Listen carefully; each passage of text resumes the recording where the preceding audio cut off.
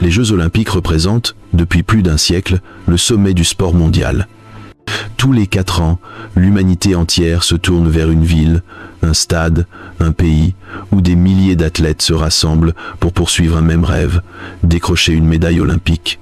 Chaque foulée sur la piste, chaque saut, chaque fraction de seconde chronométrée raconte des années de sacrifices, d'entraînement acharné et de discipline de fer. L'olympisme est ainsi devenu le symbole ultime de la persévérance, de la détermination et de la quête de perfection.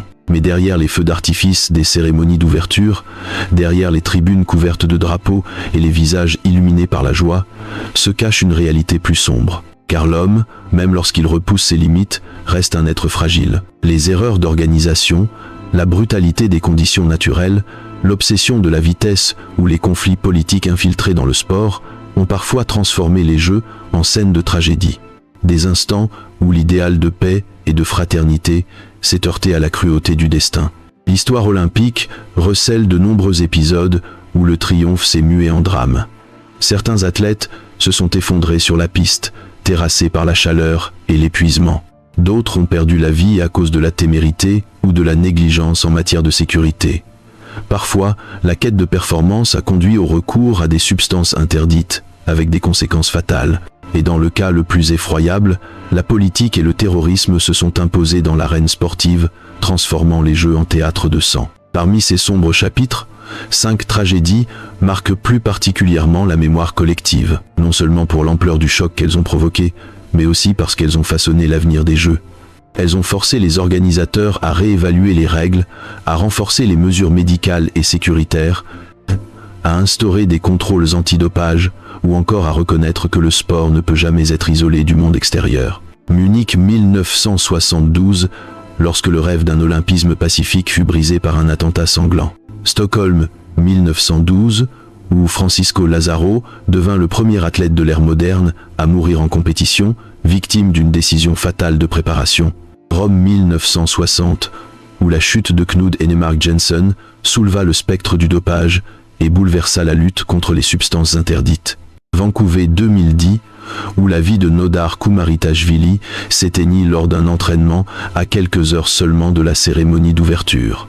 Et Innsbruck 1964, où Kazimierz Skripecki et Ross Milne perdirent la vie avant même le début des épreuves, rappelant que les dangers guettent aussi en dehors de la scène officielle. 5 histoires, 5 drames qui s'étendent sur plus d'un demi-siècle d'olympisme. 5 rappels que la frontière entre gloire et désastre est ténue. Les Jeux sont l'endroit où l'homme cherche à dépasser ses limites, mais ce dépassement peut parfois coûter le prix le plus lourd, la vie. Plongeons ensemble dans ces 5 tragédies marquantes de l'histoire olympique, des instants qui ont transformé la plus grande fête du sport mondial en souvenirs douloureux, mais qui ont aussi ouvert la voie à des changements essentiels pour les générations futures. Les Jeux Olympiques de Munich en 1972 devaient incarner une nouvelle image de l'Allemagne, moderne, pacifique et tournée vers l'avenir. Après les souvenirs sombres de Berlin 1936, le pays voulait offrir au monde un Olympia joyeux. Mais le 5 septembre, cette vision s'effondra brutalement. À l'aube, 8 membres armés de l'organisation palestinienne Septembre Noir escaladèrent les grilles du village olympique. Déguisés en athlètes et lourdement armés, ils pénétrèrent dans les appartements de l'équipe israélienne, située au 31 de la Connolly-Strasse. En quelques minutes, l'horreur s'abattit. L'arbitre Joseph Gutfreund tenta de bloquer la porte, l'entraîneur Moshe Weinberg se jeta sur les assaillants. Tous deux furent tués sur le champ. Les autres athlètes israéliens furent ligotés, frappés et pris en otage. Parmi eux se trouvait David Berger, un haltérophile américano-israélien qui était resté au village pour soutenir ses coéquipiers. Les terroristes formulèrent rapidement leurs exigences, la libération de plus de 200 prisonniers palestiniens détenus en Israël. Le monde entier suivait, médusé. Les caméras de télévision diffusaient les images du village olympique, tandis que les compétitions continuaient comme si de rien n'était, un contraste glaçant. Après des heures de négociations, les autorités allemandes mirent au point un plan de sauvetage à l'aéroport militaire de Fürstenfeldbruck. Les policiers, déguisés en membres d'équipage, devaient tendre une embuscade aux terroristes, mais l'opération fut mal préparée et se solda par un fiasco. Lorsque les hélicoptères transportant terroristes et otages atterrirent, la situation dégénéra en chaos. Des coups de feu éclatèrent, Une grenade fut lancée dans un des appareils où des athlètes israéliens étaient attachés. L'explosion et l'incendie qui suivirent ne laissèrent aucune chance de survie. À la fin, les 11 otages israéliens étaient morts. Un policier allemand et 5 terroristes perdirent également la vie. Le massacre de Munich bouleversa non seulement les Jeux, mais aussi l'opinion mondiale. Les JO, censés symboliser l'unité et la paix, avaient été transformés en théâtre de sang. Le Comité international olympique décréta une minute de silence, mais décida, controversé, de poursuivre les compétitions. En Israël, la douleur fut immense. Des funérailles nationales eurent lieu à Tel Aviv, suivies par des milliers de personnes. Aux États-Unis, un mémorial fut érigé en l'honneur de David Berger, 5 anneaux olympiques brisés, représentant les vies interrompues. Cet événement marqua un tournant. À partir de 1972, la sécurité des Jeux devint une priorité absolue. Chaque Olympiade suivante fut organisée comme une forteresse, afin qu'un tel drame ne puisse jamais se reproduire. Munich reste, 50 ans plus tard, un rappel tragique que même la plus grande célébration du sport n'est pas à l'abri de la violence du monde. 11 jeunes hommes, venus pour concourir et représenter leur pays, devinrent les victimes innocentes d'un conflit politique. Leur mémoire incarne la fragilité de la paix et rappelle que derrière chaque compétition, il y a des vies humaines, précieuses et irremplaçables. Les Jeux olympiques de Stockholm, en 1912, étaient annoncés comme un tournant historique. Pour la première fois, des innovations technologiques telles que le chronométrage électronique furent introduites. Le Japon devint la première nation asiatique à participer et le Portugal fit également son entrée sur la scène olympique. Parmi les quelques athlètes portugais envoyés en Suède, un jeune homme attira particulièrement l'attention, Francisco Lazaro, marathonien de 24 ans, désigné porte-drapeau de sa délégation lors de la cérémonie d'ouverture. Issu d'un milieu modeste à Lisbonne, Francisco partageait son temps entre son métier de menuisier, des quarts de travail dans une usine automobile et son amour pour la course. Membre du club SL Benfica, il avait remporté à 3 reprises le championnat national de marathon, ce qui lui valut sa qualification pour Stockholm. Pour lui, ces Jeux représentaient l'apogée d'une vie de sacrifice et d'efforts acharnés. Le 14 juillet, le marathon démarra sous une chaleur écrasante. La distance était alors de 42 km, légèrement inférieure à la norme actuelle de 195 km, mais les conditions météorologiques rendaient l'épreuve redoutable. Sur 95 inscrits, seuls 68 osèrent prendre le départ. Ce matin-là, Francisco prit une décision fatale. Suivant une pratique de l'époque, il recouvrit son corps d'une épaisse couche de graisse animale et de talc, convaincu que cela l'aiderait à se protéger du soleil et à économiser ses forces. Au début, sa course fut régulière. Il s'arrêta brièvement au point d'eau, puis reprit son rythme. Mais très vite, la chaleur fit des ravages, des dizaines de concurrents abandonnèrent. Contrairement à eux, Francisco ne pouvait transpirer, sa peau étant scellée par la graisse. Son corps accumulait la chaleur sans pouvoir l'évacuer. Aux environs du 30 km, il commença à vaciller. Quelques instants plus tard, il s'effondra au sol, inconscient. Lorsque les officiels accoururent, ils constatèrent une température corporelle de plus de 41 degrés Celsius.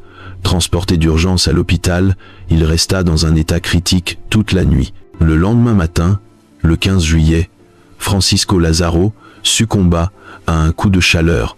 Il devint ainsi le premier athlète de l'ère olympique moderne à mourir pendant une compétition. La nouvelle plongea les Jeux dans le deuil. Le week-end suivant, une cérémonie émouvante fut organisée au stade olympique devant 23 000 spectateurs. Au Portugal, Francisco fut salué comme un héros national. Une rue à Lisbonne porta son nom et le club Benfica baptisa son stade en son honneur.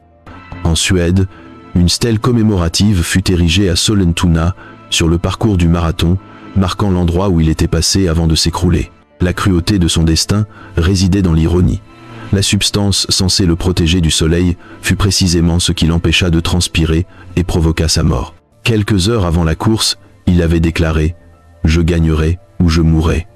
Ces paroles, terriblement prophétiques, résonnent encore dans les mémoires. La disparition de Francisco éveilla une conscience nouvelle sur les dangers de la chaleur dans les épreuves d'endurance.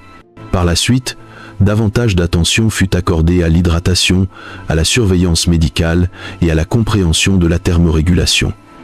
Son sacrifice, bien que tragique, permit aux générations futures de concourir dans de meilleures conditions. Pour le Portugal, Francisco Lázaro reste l'incarnation de l'ambition et du dévouement, un homme qui donna tout pour réaliser son rêve olympique.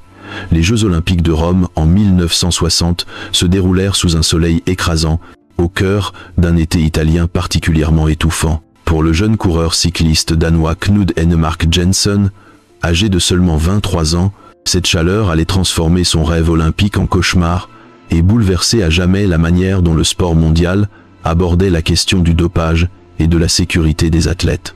Jensen était considéré comme l'un des plus grands espoirs du cyclisme danois.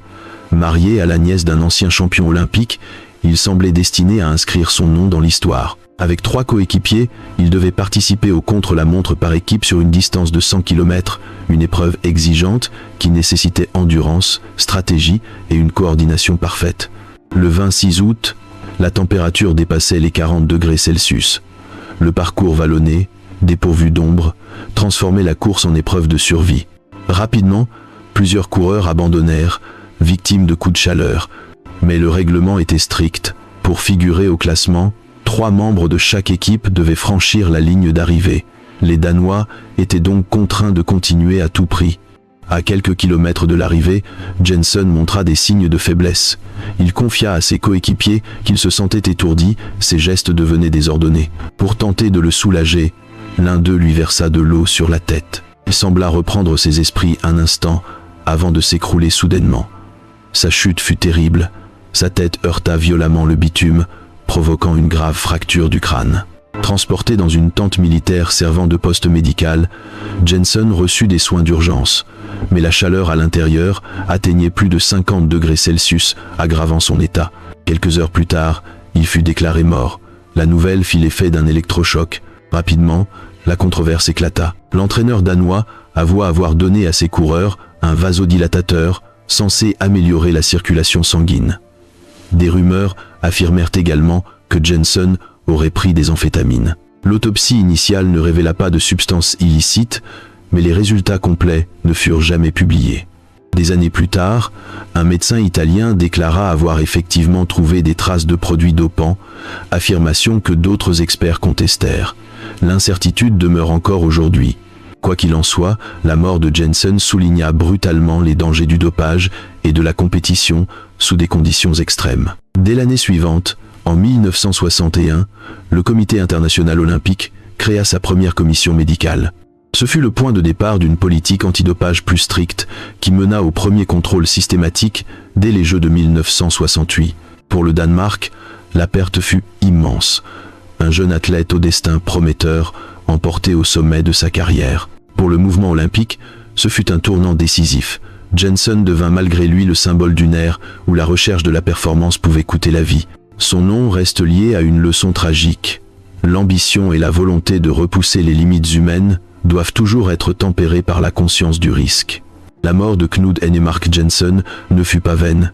Elle permit de sauver d'innombrables athlètes après lui, grâce aux réformes qu'elle provoqua.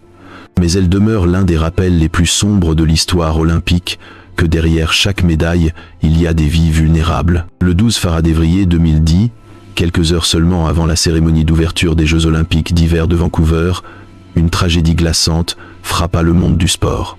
Sur la piste de luge du Whistler Sliding Centre, considérée comme la plus rapide jamais construite, le jeune athlète géorgien Nodar Kumaritashvili perdit la vie à l'âge de 21 ans. Né en 1988 à Bakouriani, une petite ville de montagne en Géorgie, Nodar appartenait à une âge de 13 ans. Nodar incarnait la fierté d'une lignée sportive et rêvait de faire briller la Géorgie sur la scène olympique. Pourtant, bien avant le début des Jeux, la piste de Whistler inquiétait. Lors des entraînements, certains athlètes atteignaient des vitesses de plus de 150 km/h, bien au-delà des prévisions initiales. Joseph Fend, président de la Fédération internationale de luge, avait averti que la piste était trop rapide. Malgré ces alertes, aucune modification majeure ne fut entreprise. Ce matin-là, Nodar effectua son 6e essai. Il s'élança avec détermination, franchissant les premiers virages avec maîtrise. Son chronomètre indiqua une vitesse de près de 145 km/h, Mais en approchant du dernier virage, son traîneau se déstabilisa légèrement, sortit de la trajectoire et le projeta violemment hors de la piste. Son corps percuta un poteau métallique à une vitesse effroyable. L'impact au niveau de la tête et du cou fut fatal. Les secours intervirent immédiatement.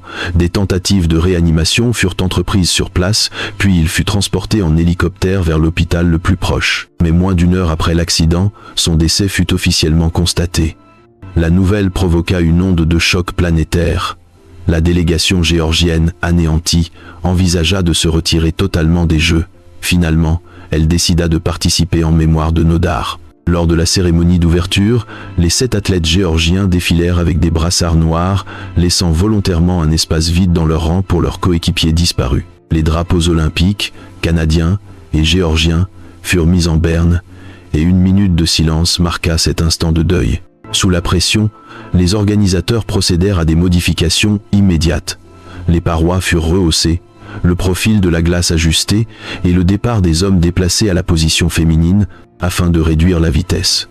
Officiellement, il s'agissait de mesures psychologiques destinées à rassurer les athlètes. Mais un rapport ultérieur confirma que la piste était bien plus rapide que prévu. De retour en Géorgie, Nodar fut enterré dans sa ville natale, entouré de milliers de personnes. Son nom fut donné à une rue de Bakuriani. Sa mort, aussi injuste que brutale, fit évoluer la conception des pistes de luge. À Sotchi, en 2014, par exemple, des sections en montée furent ajoutées afin de ralentir les traîneaux. Nodar Kumaritashvili était venu au Canada pour vivre son rêve olympique. Il y a trouvé la mort, devenant malgré lui le symbole d'un avertissement. Le sport ne peut jamais sacrifier la vie humaine au nom du spectacle ou de la vitesse. Son sourire s'est éteint trop tôt, mais son souvenir continue d'habiter le mouvement olympique comme une mise en garde éternelle. Les Jeux olympiques d'hiver de 1964 à Innsbruck, en Autriche, devaient être une fête grandiose, symbole du renouveau sportif après les années de guerre. Pourtant, avant même la cérémonie d'ouverture, 2 accidents mortels vinrent assombrir l'événement et rappeler la fragilité des athlètes face aux dangers de la montagne et de la vitesse. Le premier drame toucha Kazimierz Kejs-Krzypecki, un Britannique d'origine polonaise, engagé dans l'épreuve de luge. Âgé d'un peu plus de 40 ans, il n'était pas un jeune prodige, mais un passionné. Ancien pilote de la Royal Air Force, pendant la Seconde Guerre mondiale, il s'était reconverti dans le sport et voyait dans l'introduction de la luge comme discipline olympique une occasion unique de représenter son pays. Lors d'un entraînement sur la piste d'Innsbruck, il perdit le contrôle de son traîneau dans un virage dangereux. Projeté hors de la piste, il subit des blessures si graves qu'il décéda peu après. Il devint ainsi la première victime de ce sport aux Jeux olympiques, à peine quelques jours avant son baptême officiel. Le second drame survint peu après. Ross Milne, un jeune skieur australien de seulement 19 ans, s'entraînait pour l'épreuve de descente, l'une des disciplines les plus rapides et les plus risquées du ski alpin. À grande vitesse, il perdit soudainement l'équilibre et heurta violemment un arbre. Sa mort instantanée bouleversa la délégation australienne, qui voyait disparaître l'un de ses talents les plus prometteurs, parti à la conquête de l'olympisme, malgré l'absence de tradition hivernale dans son pays. 2 décès successifs, avant même que les Jeux ne commencent, jetèrent une ombre funeste sur Innsbruck. Les critiques fusèrent à l'encontre des organisateurs, les mesures de sécurité étaient jugées insuffisantes, les pistes trop dangereuses. La luge, en particulier, se retrouva sous le feu des projecteurs, puisque c'était sa première apparition olympique et qu'elle avait déjà coûté la vie à un athlète. Face à l'indignation, le Comité international olympique et le comité d'organisation prirent des mesures d'urgence. Des parois de protection furent renforcées, davantage de signalisation et de personnel de sécurité furent déployés, et les consignes d'entraînement rendues plus strictes. Ces décisions marquèrent un tournant. Désormais, la sécurité devint une préoccupation essentielle, pas seulement pendant les compétitions officielles, mais aussi lors des phases de préparation. Pour la Grande-Bretagne, Kazimierz Kejs-Krzypecki symbolisa l'esprit de dévouement et de passion, celui d'un homme qui, malgré son âge et les risques, avait voulu représenter son pays. Pour l'Australie, la perte de Ross Milne fut une tragédie nationale. Il incarnait l'espoir d'un pays peu habitué au sport d'hiver, mais déterminé à s'y faire une place. Ces 2 morts eurent un retentissement durable. Elles démontrèrent que derrière l'éclat des médailles et des records, les Jeux olympiques comportent des risques mortels. Elles rappelèrent que le désir de repousser les limites devait s'accompagner d'une vigilance constante. Innsbruck 1964 reste ainsi gravé dans l'histoire non seulement comme un moment de sport, mais aussi comme une leçon tragique. La mémoire de Kazimierz Krzyżewski et de Ross Milne perdure comme un avertissement. Avant tout, la vie des athlètes doit primer. Aucun spectacle, aucune performance, aucune gloire ne saurait justifier de tels sacrifices. Les Jeux Olympiques incarnent, depuis leur renaissance moderne, l'idéal de l'unité humaine à travers le sport. Tous les 4 ans, le monde s'assemble pour célébrer la paix, la fraternité et le dépassement de soi. Mais comme nous l'avons vu, derrière les médailles, les hymnes et les exploits se cachent aussi des récits marqués par la douleur et la perte. Les 5 tragédies que nous avons revisitées ne sont pas de simples anecdotes du passé. Elles sont devenues des jalons qui ont façonné l'avenir des Jeux. Chacune d'elles, dans son horreur, a contribué à rendre l'olympisme plus conscient, plus vigilant et plus attentif à la vie humaine. Munich 1972 a brisé l'illusion d'un sanctuaire sportif à l'abri du monde extérieur. Le massacre de 11 athlètes israéliens a montré que la violence et la politique pouvaient pénétrer jusque dans le cœur de la fête olympique. À partir de là, la sécurité est devenue une priorité absolue, et chaque édition des Jeux est désormais organisée sous une protection digne d'une forteresse. Francisco Lázaro, en 1912, fut le premier athlète moderne à mourir en compétition. Sa disparition tragique a ouvert les yeux sur les dangers de la chaleur et du manque d'hydratation. Grâce à lui, les marathons et les épreuves d'endurance ont connu des avancées médicales qui sauvent aujourd'hui des vies. Knud Henmark Jensen, tombé en 1960, a mis en lumière le spectre du dopage. Son décès a été l'élément déclencheur qui a conduit à la création de la commission médicale du CIO et plus tard aux contrôles antidopage systématiques. Il a rappelé que l'ambition sportive ne doit pas se transformer en autodestruction. Nodar Kumaritashvili, en 2010, a payé de sa vie la quête de vitesse et de spectacle. Son accident, sur la piste la plus rapide du monde, a forcé les organisateurs à repenser la conception des infrastructures. Son nom reste lié à un avertissement. L'émotion du sport ne doit jamais primer sur la sécurité. Enfin, Kazimierz Krzyżewski et Ross Milne, disparus en 1964, ont montré que le danger guette aussi en dehors des épreuves officielles. Leurs morts ont contraint le mouvement olympique à renforcer la sécurité jusque dans les phases d'entraînement et à considérer la préparation comme partie intégrante de la protection des athlètes. Ces tragédies nous rappellent une vérité essentielle. Le sport est une célébration de la vie, mais il repose sur des êtres humains vulnérables. La gloire, les records et les performances n'ont de valeur que si elles respectent la dignité et l'intégrité de ceux qui les réalisent. Et pourtant, au-delà de la douleur, il reste un héritage.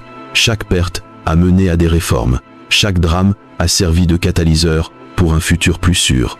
Ces athlètes, malgré eux, sont devenus des réformateurs silencieux dont le sacrifice a permis à d'innombrables autres de concourir dans de meilleures conditions. Lorsque la flamme olympique s'allume, elle symbolise non seulement la lumière de l'espoir et de la fraternité, mais aussi la mémoire de ceux qui ont tout donné. Francisco Lázaro, Knud Jensen, Nodar Kumaritashvili, Krzyżewski, Ross Milne et les 11 d'Israël. Leurs noms résonnent comme autant d'échos d'un passé douloureux qui éclaire le présent. Car les Jeux Olympiques ne sont pas seulement une compétition, ils sont une responsabilité. Une promesse faite aux athlètes et au monde, que la quête de l'excellence n'oubliera jamais la valeur suprême de la vie humaine.